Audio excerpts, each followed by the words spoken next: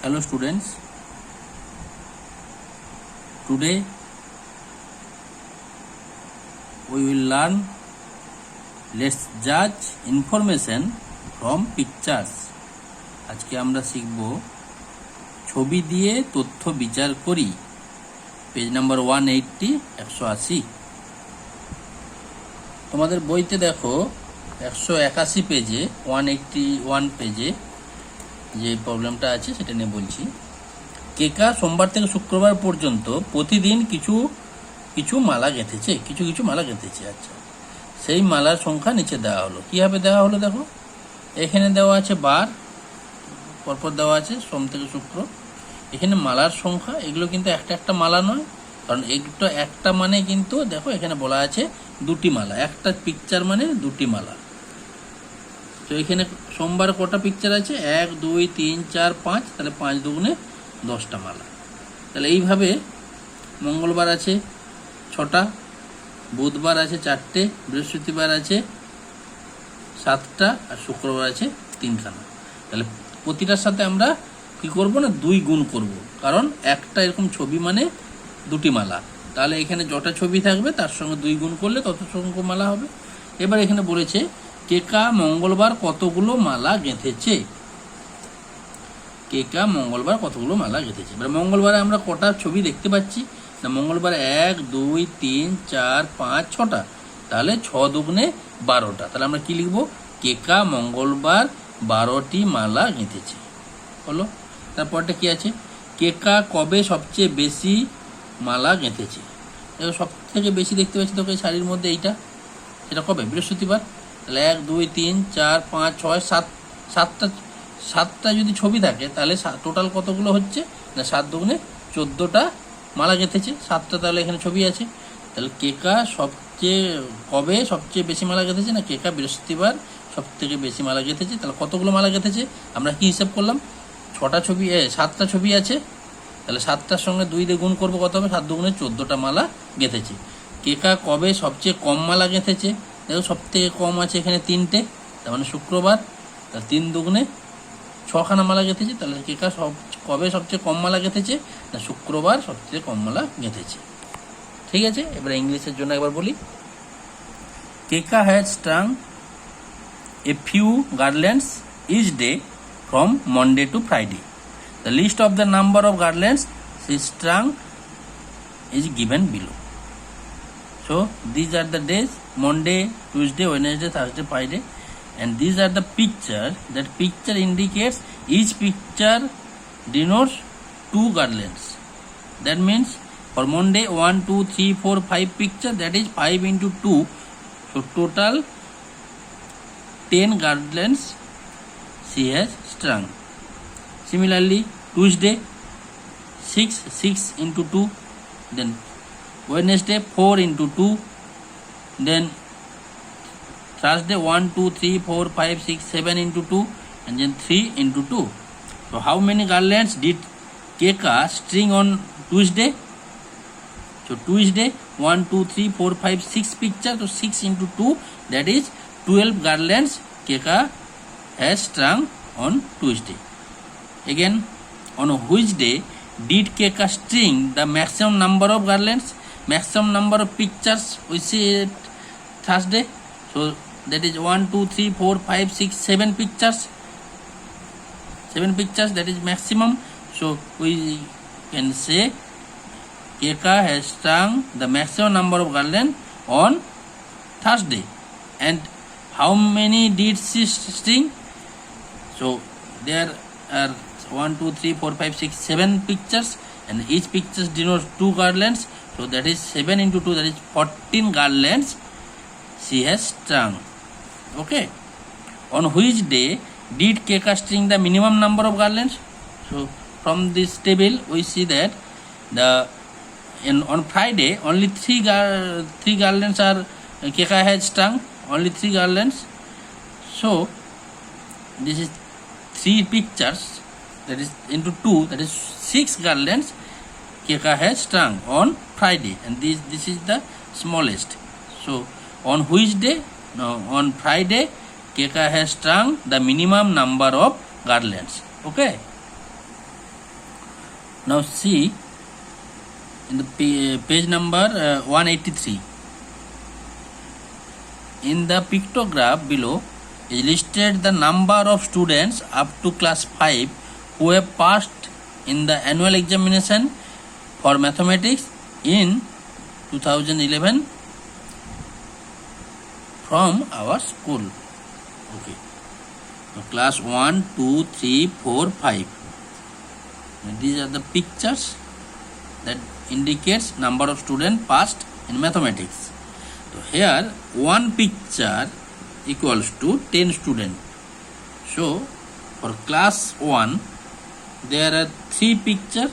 So 3 into 10, that is 30 students have passed in mathematics.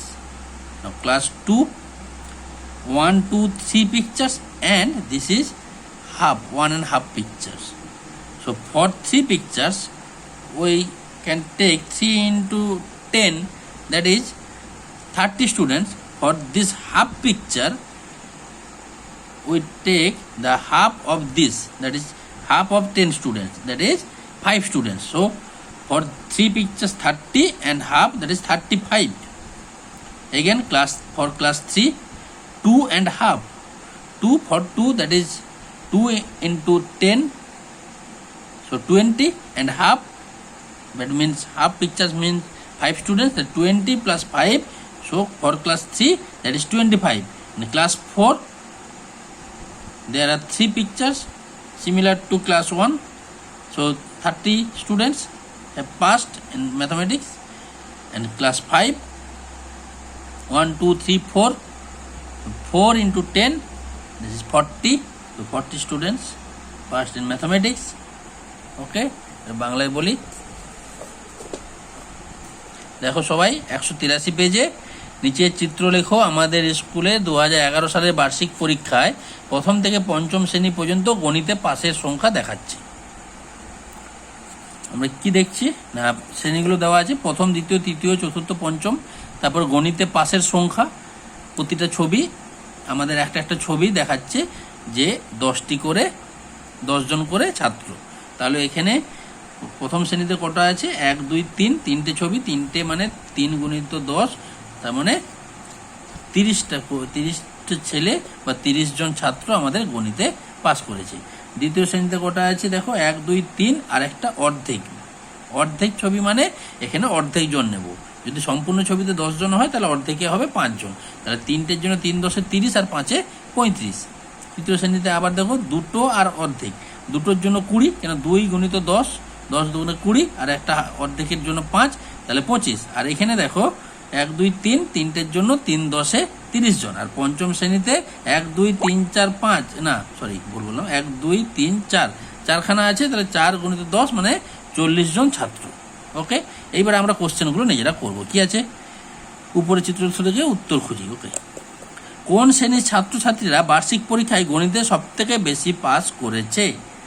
তাহলে আমাদেরকে হিসেব করে একটু লিখে নিতে হবে খাতায় যে কোন শ্রেণীতে কত, তারপর আমরা অঙ্কটা করব।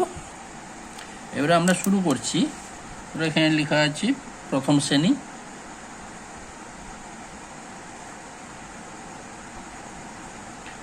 আমি নিচে ইংলিশে লিখে দিচ্ছি, সবাই তাহলে একবারে হয়ে যাবে। ক্লাস 1, আচ্ছা সরি, ক্লাস 1-এর আমাদের পিকচার কতগুলো আছে দেখি। পাশেরটা পিকচার আছে 1,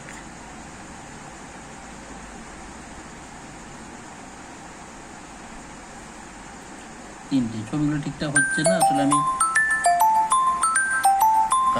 খাতা ক্যামেরা ধরে করছি তো ছবিগুলো একটু উল্টোপাল্টা হয়ে যাচ্ছে, দেখে নেবে, তোমরা দেখবে বইয়ে আছে। তারপরে আমরা কি করব না, উপরে লিখে নিতে হবে একটা এরকম ছবি মানে আমাদের 10 জন, তাই তো, 10 স্টুডেন্ট মানে 10 জন। দেখতে পাচ্ছ? তাহলে এখানে কটা আছে, 3টে। আমরা লিখব 3 into 10, দ্যাট ইজ 30 স্টুডেন্টস, বা বাংলায় বলি 3 গুণিত 10, তাহলে 30 জন স্টুডেন্টস হলো। এবারে আবার আমরা করছি, প্রথম শ্রেণী হলো, এবারে আমরা একটা লাইন টেনে দেবো। এবার আমরা করব দ্বিতীয় শ্রেণী।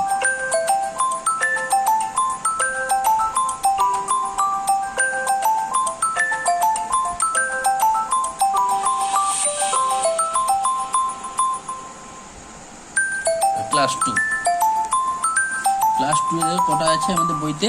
ছবি দেওয়া আছে তিনটে, একটা হাফ, 3 ফুল অ্যান্ড 1 হাফ। তাহলে হচ্ছে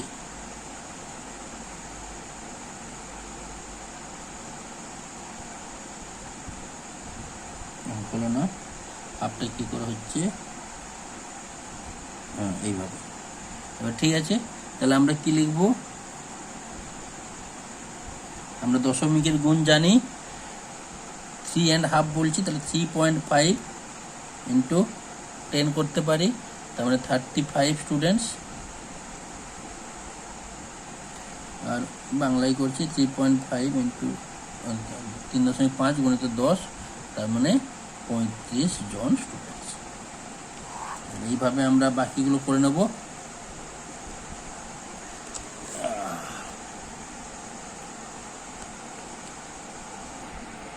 মোটামুটি লিখে ফেলেছি এদিকটা। এবার দেখো, তাহলে হচ্ছে এখানে দুটো এবং অর্ধেকটা, মানে 2.5, 2.5 মানে 2.5 ইন্টু 10 মানে 25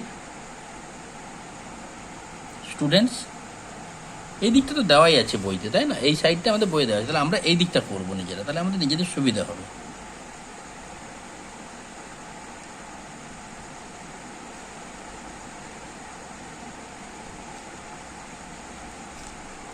তারপরে দেখো তিনটে, মানে উপরেরটার মতো তিনটে, তিনটে থাকে 30 জন।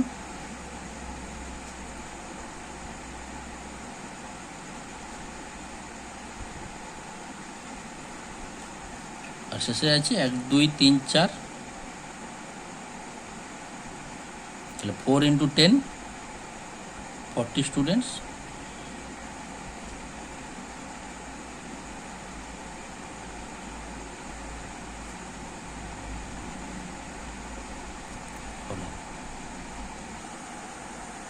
এবারে আমরা এরটা আছে বা কয়েকটা কি বলা আছে, কোন শ্রেণীর ছাত্রছাত্রীরা বার্ষিক পরীক্ষায় গণিতে সবচেয়ে বেশি পাস করেছে? From which class have the maximum number of student passed the mathematics exam. তাহলে আমরা এখান থেকে দেখব কোন ক্লাসে সব থেকে বেশি জন আমাদের ম্যাথমেটিক্সে বা অঙ্কেতে বেশি পেয়েছে। দেখো এখানে 30 জন, এখানে 35 জন, এখানে 25 জন, 30 জন, 40 জন। তাহলে হায়েস্ট দেখতে পাচ্ছি আমাদের ক্লাস 5-এর 40 জন, 40 is the highest from above this. আমরা কোন শ্রেণীর ছাত্রছাত্রীরা বার্ষিক পরীক্ষা গণিতে সবচেয়ে বেশি পাস করেছে? আমরা লিখব পঞ্চম শ্রেণীর ছাত্রছাত্রীরা, পঞ্চম শ্রেণীর ছাত্রছাত্রীরা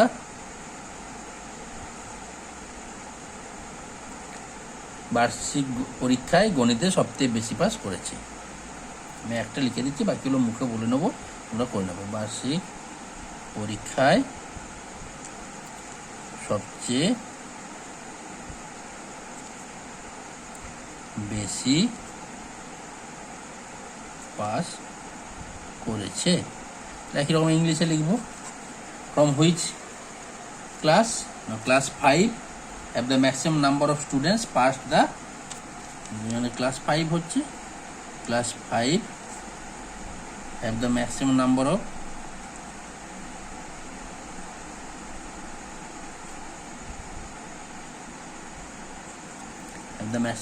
of students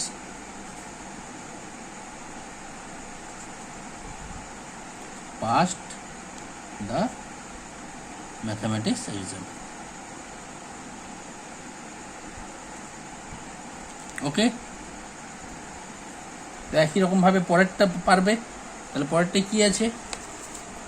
from which class have the minimum number of students passed the mathematics exam. কোন শ্রেণীর ছাত্রছাত্রীরা বার্ষিক পরীক্ষায় গণিতে সবচেয়ে কম পাস করেছে? তাহলে সবচেয়ে কম পাস করেছে কোথায়? 30, 35, 30, 35, 25, 30, 40, মানে 30, 35, 25, again 30 and 40. So I think 25 is the smallest. So answer is for B. ক্ষয়ের জন্য কি অ্যান্সার হবে? সবাই আমরা জানি আমরা তৃতীয় শ্রেণী ক্লাস 3 জন্য দেখতে পাচ্ছি 25 জন, 25 students only pass the mathematics exam. তো আমরা বলবো from which class have the minimum number of students pass the mathematics exam? তো class 3 have the minimum number of students. তাই এখানে বলবো কোন শ্রেণীর ছাত্রছাত্রীরা বার্ষিক পরীক্ষায় গণিতে সবচেয়ে কম মার্ক পেয়েছে? ক্লাস তৃতীয় শ্রেণীর ছাত্রছাত্রীরা বার্ষিক পরীক্ষায় সবচেয়ে কম নম্বর পেয়েছে। এবার একই রকমভাবে আবার কি বলতে পারি, দ্বিতীয় শ্রেণীর কতজন ছাত্রছাত্রী বার্ষিক পরীক্ষায় গণিতে পাস করেছে? দ্বিতীয় শ্রেণীর কতজন বার্ষিক পরীক্ষায় গণিতে পাস করেছে? So how many students of class 2 have passed the annual exam of mathematics? তো class 2 we have already calculated, আমরা মোটামুটি করেই ফেলেছি। আগে দেখো করা ছিল 3.5 ছিল, তার মানে দেখো 3.5-এ কি হচ্ছে 35টা স্টুডেন্ট হচ্ছে, 35 স্টুডেন্টস, 35 জন। তাহলে কি লিখবো? How many students? 35 students of class 2 have passed the annual exam of mathematics. দ্বিতীয় শ্রেণীর কতজন ছাত্রছাত্রী? দ্বিতীয় শ্রেণীর 35 জন ছাত্রছাত্রী বার্ষিক পরীক্ষায় গণিতে পাস করেছে। এই করে আমাদের এই অঙ্কটা হয়ে যাবে। এইভাবে তোমরা দেখো আরও আছে 2 নম্বরটা, the second one, each pictures denote 20, each this the dolls. এগুলো একটা হচ্ছে পুতুল, দেখো এখানে প্রত্যেকটা পুতুল, তাহলে একটা পুতুল মানে একটা ছবি মানে 20টা করে পুতুল, তাহলে সেই হিসাবে আমরা বলতে পারবো each dolls denotes 20, each picture denotes 20 dolls. So here are the pictures. So similarly we can calculate and we can give this answer. আমরা একইভাবে এইগুলোর উত্তর দিতে পারবো, একইভাবে ক্যালকুলেশনও করতে পারবো। যেমন 1, 2, 3 for Monday, 1, 2, 3, 4, 5. So 5 into 20, that is 100. 1, 2, 3, 4, 5, 6. 6 into 20, 120. Then 1, 2, 3, 4. 4 into 20, 80. Then 1, 2, 3, 4, 5, 6, 7. 7 into 20, 140. 1, 2, 3, 4. And this is half. 4 and half. 4 and half. So 4 and half means 4.5 into 20. That is 90. 1, 2, 3 and half. 3 and half into 20. That is 70. Then 1, 2, 3, 4, 5, 6. 1, 2, 3, 4, 5 and half. 5 and half. 5 and half into 20, that is 110. Then you can answer how many dolls did he make on Sunday. So Sunday 1, 2, 3, 4, 5 and half, that is 110. Then how many dolls did he make on Friday? Friday 1, 2, 3, 4 and half. 4 and half means 90. So 90 dolls he had made. How many dolls more did he made on Sunday than he made on Friday? Friday is done 90 and Sunday he has done 110. So how much more? That is 90 and 110. So 20. So how many dolls more did he make? He made 20 more dolls on Sunday than he made on Friday. বাংলাতে একবার বলে দিই, দেখো প্রত্যেকটা পুতুল, এক একটা পুতুল মানে এক একটা ছবি মানে 20টা করে পুতুল, তাহলে 1, 2, 3, 4, 5, 5টা ছবি আছে। আর একটা ছবি মানে 20টা পুতুল যদি হয় তাহলে 5টা হবে, 5 আর 20তে গুণ করলে হবে 100টা। তাহলে 1, 2, 3, 4, 5, 6, 6টা ছবি, 6টা ছবির সাথে 20টা পুতুল গুণ করলে কটা হবে? 120টা। 1 2 3 4, 4-এর সঙ্গে 20 মানে 80টা। বৃহস্পতিবার কি হচ্ছে না 1 2 3 4 5 6 7, 7টা তার সাথে 20টা মানে গুণ যদি করি 7টার সাথে 20টা 140টা পুতুল। আর শুক্রবার দেখো 1 2 3 4, 4 এবং তার সঙ্গে একটা অর্ধেক, তাহলে 4-এর সাথে অর্ধেক, 4-এ 80 হয়ে যাচ্ছে, অর্ধেকের জন্য 10-এর 20-র অর্ধেক কত 10, তাহলে 80 আর 10-এ 90 হয়ে যাচ্ছে এখানে। শনিবার হয়ে যাচ্ছে 1 2 3 এবং অর্ধেক, 3টের জন্য 3 20-তে 60, আর অর্ধেকের জন্য আমরা আরও 10 নিয়ে নেবো, কারণ 20-র অর্ধেক 10, তাহলে 60-এর সাথে 10 যোগ করলে 70 হচ্ছে শনিবারের জন্য। আর রবিবার হচ্ছে 1 2 3 4 5 এবং অর্ধেক, 5-এর জন্য হয়ে যাচ্ছে 20 5 100, আর অর্ধেকের জন্য আরও 10, তাহলে হচ্ছে 110। এবার উত্তরগুলো করি। রবিবার কতগুলো পুতুল তৈরি করেছেন, এক্ষুনি বললাম 110টি, তাহলে রবিবার 110টি পুতুল করেছেন। শুক্রবার কতগুলো করেছেন, শুক্রবার বললাম 1 2 3 4 এবং অর্ধেক, 4 এবং অর্ধেকে কত হয় 90টি, তাহলে হচ্ছে শুক্রবার 90টি করেছে। আর রবিবারে শুক্রবারের তুলনায় কতগুলো বেশি না, শুক্রবার করেছে 90টি আর রবিবার করেছে 110টি, তাহলে 20টি বেশি। বোঝা গেল? এইভাবে তোমরা নিজেরা করতে পারবে। এইভাবে দেখো তোমাদের বইতে আরও একটা আছে, এগুলো সব এই একটা ছবি মানে 8টি করে গাছ বৃক্ষরোপণের। আবার এখানে দেখো এই বক্স টাইপের দিয়েছে, প্যাকেট, চায়ের প্যাকেট, একটি প্যাকেট মানে 100টি, একটি ছবি মানে 100টি প্যাকেট। এইভাবে এইগুলো তোমরা নিজেরা করবে, আশা করি হয়ে যাবে। See each picture denotes 80 and each packet denotes each picture denotes 100 packets. These two are given, you can calculate and you can answer all the questions at your home. Now here there are given some data and we have to draw the table, and this will learn in the next class. Okay, দেখো আমরা এখন করেছিলাম, box দেওয়া ছিল, সেখান থেকে আমরা কোশ্চেনের অ্যান্সার করেছি। এইবারে দেখো কোশ্চেনটা দেওয়া থাকবে, কিছু তথ্য দেওয়া থাকবে, সেই তথ্য থেকে আমাদেরকে এই বক্সটা বানাতে হবে। এটা আমরা পরের দিনের ক্লাসে করব। ঠিক আছে, আজকের জন্য থ্যাংক ইউ।